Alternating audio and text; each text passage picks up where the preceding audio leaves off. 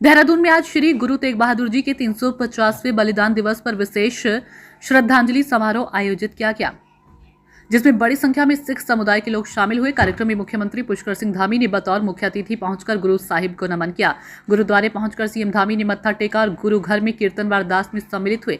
इस दौरान उन्होंने कहा कि गुरु तेग बहादुर जी का बलिदान केवल सिख इतिहास ही नहीं बल्कि पूरी मानवता के लिए अमर प्रेरणा स्रोत है। उन्होंने कहा कि अत्याचार, अधर्म और अन्याय के विरुद्ध खड़े होने का जो संदेश गुरु साहिब ने दिया वह आज भी उतना ही प्रासंगिक है। मुख्यमंत्री ने सिख समुदाय के योगदान की सराहना करते हुए कहा कि देश की एकता, समरसता और सेवा की भावना में सिख समाज की भूमिका अत्यंत महत्वपूर्ण रही। कार्यक्रम में उपस्थित लोगों ने गुरु साहिब के उपदेशों को जन जन तक पहुंचाने का संकल्प लिया और समुदाय ने मुख्यमंत्री का पारंपरिक रूप से स्वागत किया।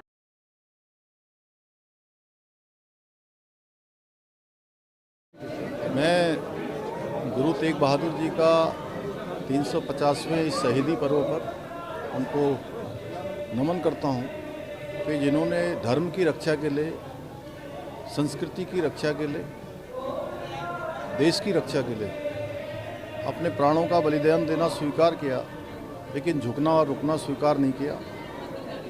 उनके बलिदान को याद करते हुए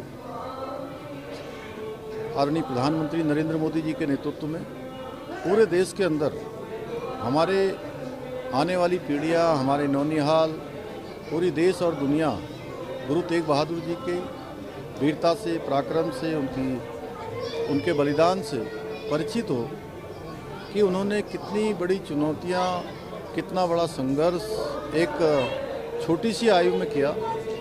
उससे सभी आने वाली पीढ़ियां उनको अपने स्मरण में रखें, उससे प्रेरणा लें। पूरे देश के अंदर ये पर्व मनाया जा रहा है और बहुत धूमधाम से मनाया जा रहा है। देवभूमि उत्तराखंड में बड़े धूमधाम से मनाया जा रहा है और अनेकों काम आज प्रधानमंत्री जी के नेतृत्व में हमारे पूरे सिख समाज के लिए, उनके उत्थान के लिए किए जा रहे हैं। चाहे वो अमृतसर कोलकाता कॉरिडोर का बनना हो या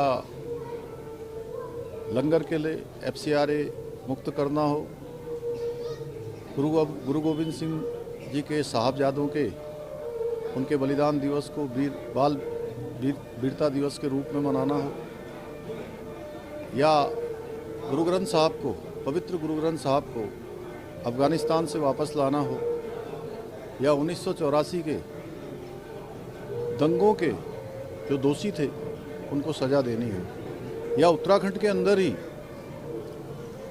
हेमकुंड साहब जाने के लिए जो यात्रा अत्यधिक कठिन और जो शारीरिक रूप से कमज़ोर हैं उनके लिए अत्यधिक कठिन यात्रा होती थी, उस यात्रा को सरल बनाने के लिए गोविंद घाट हेमकुंड साहब रोपवे का काम स्वीकृत करना हो।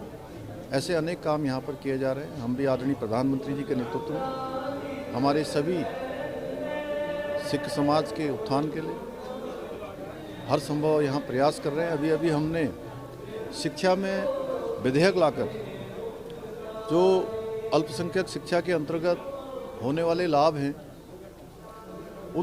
उसमें सिख समाज को भी सम्मिलित किया है, जिससे कि वो भी सभी लाभों को प्राप्त कर सकें और उनको भी आगे बढ़ने में सहायता मिल सके।